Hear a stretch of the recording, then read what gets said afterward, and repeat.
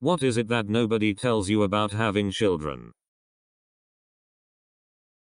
I have 4 children, ages 27, 25, 21 and 18. What I did not know and what no one told me is this. Once you are a parent, forevermore, you will only ever be as happy as your saddest child. Think of that. I wish it were not true, but I believe it is. Still, I love being a parent. What a joy and a privilege, no regrets.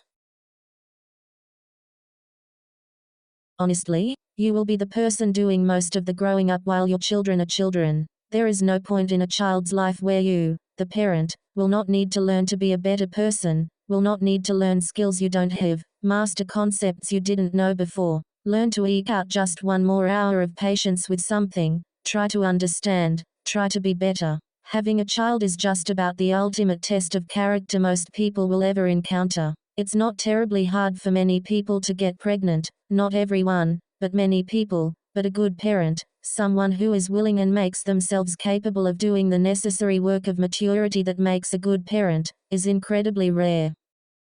And the worst part is that you won't even know some of the ways you fail until you look at it in retrospect, until they aren't children anymore. They are their own individual people, and it is your job to nurture them and then let them go. Children are also mirrors, and you will see yourself in ways you did not know until beholding yourself in them. Trust me when I say that no matter who you are, it will frequently not be a pretty reflection. Your job is to change until the reflection looks better.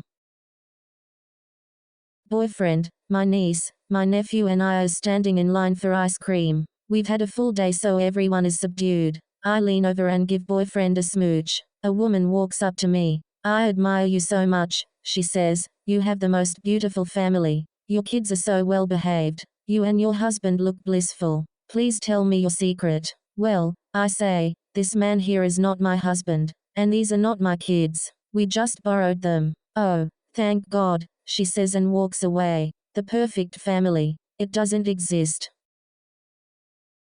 No one tells you anything truthful about having children. Seriously, I don't know why we keep it all to ourselves. I mean, we tell others the good stuff. How sweet new babies are. How much we learn about love. We tell expecting parents how exciting it is to watch your child grow. How amazingly wonderful it feels when they lay their sweet little heads on your shoulder. When they say I love you to you in their tiny toddler voices. Hearing those words really is a rush of pure goodness. And having kids is truly one of my greatest joys. It won't sound like it for a minute, but hear me out.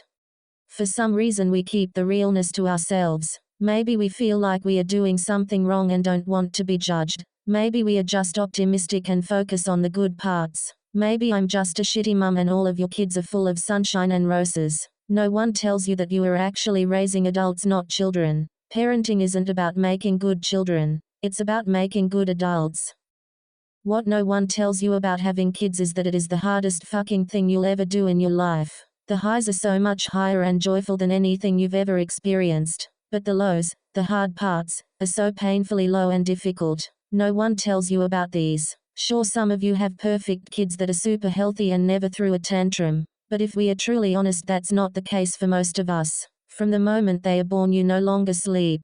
No one tells you that. Probably because we were all too sleep deprived to remember. You don't sleep because babies eat or poop every 8 seconds and need attention every second of every day. You don't sleep when they are toddlers because they are climbing out of their beds demanding more water. You don't sleep when they are growing up because homework, extracurricular, and all the work you have to do to pay for all the shoes they go through. Dear God, the shoes alone require a trust fund. You don't sleep when they are teenagers because you're up pondering every choice you've ever made because all of a sudden they hate you and you're the worst parent ever because you won't buy them a car. What no one tells you is that kids are incredibly difficult on relationships. They tear parents apart. When two parents are trying to raise a child and have wildly different ideas about how to execute things like discipline and eating habits, it can cause your previously peaceful marriage to slowly crumble or implode. What no one tells you is that at some point most children have some kind of difficult issue that requires lots of time and always lots of money. And you may not have either one. It may be more simple like dyslexia. Or it may be that they have a heart condition, or they constantly break bones climbing and falling from trees or in gymnastics training, Or they have a mental illness and you spend years on suicide watch. These things don't happen because we are bad parents. They just happen. It just is.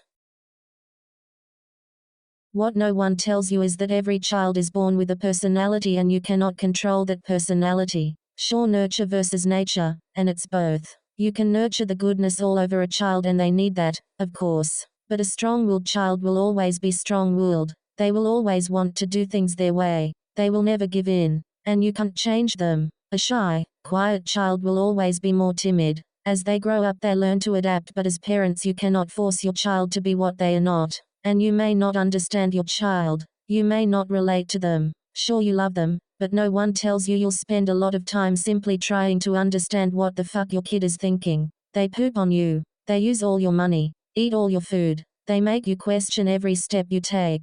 They make you feel guilty. They break your heart. They keep you from having sex, going out with friends, and they create ungodly amounts of laundry. They steal your sanity one tiny piece at a time.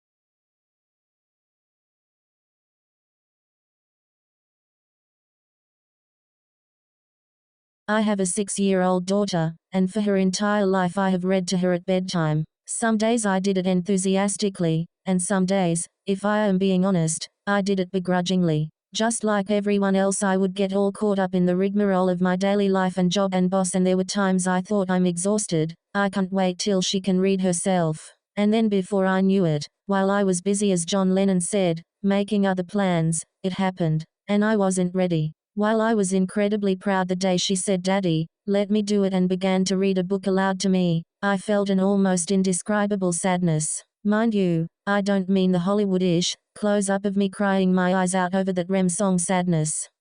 Mind you, I don't mean the Hollywood-ish, close-up of me crying my eyes out over that REM song sadness. No, I think I mean the aching sadness that comes when you realize that an experience with your children that you've loved so very much, but often took for granted as it was happening, is now gone, maybe forever. And while you're happy at what's replaced it, you wish you'd spent more time respecting and appreciating that thing as you were experiencing it. That's one thing they don't tell you. I never had a feeling like that, but now as my daughter grows and changes every day, I have that feeling a lot. I am going to write the not so popular opinion about having kids because it's true. I might sound negative here, not because I am bitter about having kids, it's because there is another side to the cuteness coin. No one tells you about the amount of sacrifice you have to make as a parent. For most mums that means the death of their careers or at least a postponement of it. No one tells you about the other sacrifices you have to make, like your health for the health of your kids. Sacrifices like giving up your friends to make time for playdate for your kids. Sacrifices like making foods they love for the ones you do. Sacrifices like giving up on your world travel plan to save up for their college fund. Sacrifices on your job opportunities to be at your kid's recital. No one tells you about the endless worries that comes with being a parent. If they do one thing or the other, a parent always wonders and worries if it's their fault. If the kids turn out to be successful in one way, but not in another, a parent always questions, what if I had done that or not? No one tells you that being a parent is like writing an exam and not knowing the result for many years to come.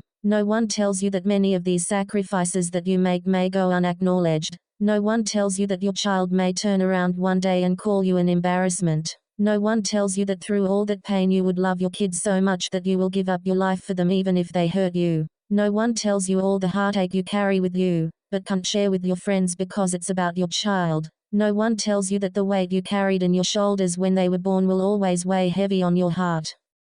That your child could be exactly like your partner. After conceiving, carrying, and delivering a baby, When she finally arrived, I expected her to be, well, like me. When I first laid eyes on her, my thought process went, thank goodness we are all alive, I need sleep, and then, wow, she looks a lot like Jay. That first night she slept skin to fur with Dad. They frequently snoozed together. Nobody told me how often I'd find her out of her crib and in his arms, nor how cute I'd find this. I did not expect my recovery to be as difficult as it was. Nobody told me that the first few days and weeks would be worse than the last few in labor. My daughter is her own person. Already I see that. But certainly, I also do see her father. Like him, she enjoys traveling, sleeps with one foot peeking out of the blanket, and has strong hands. At the park, the grocery store, or at home, the first thing people usually tell us when they see her is, oh wow, just like her father. She's the only person in the world who likes my singing and dancing. Nobody told me having kids would make me a frequent and public singer and dancer. Other things that people told me, but I didn't really comprehend. The first 6 weeks suck. Very bad when your baby smiles at you. Nothing else in the world matters. There is no such thing as sleeping in every day. You love that little baby more.